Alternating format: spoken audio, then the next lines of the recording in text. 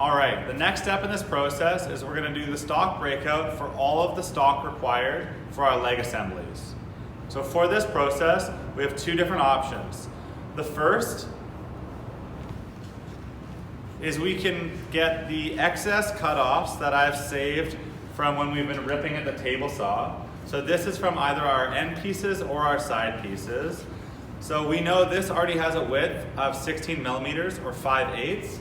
So it's good to use for our leg pieces because they're the same width.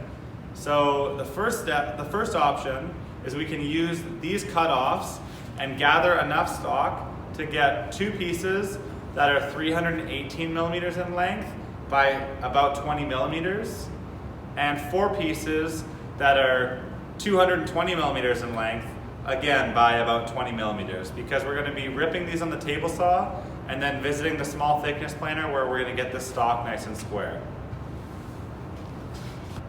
And the second option is we can do the stock breakout process all over again. By this time we should be experts at this, and we need one piece that is 480 millimeters in length by at least 100 millimeters in width. And again, we're going to do the same processes that we've done before. We're going to visit the radial arm saw, the jointer, the thickness planer, and then we'll visit the table saw to rip things to width at the end. So if you follow along, I'm going to do the stock breakout process, and you'll notice it doesn't actually take that long if you have confidence and knowledge in how all the machines work.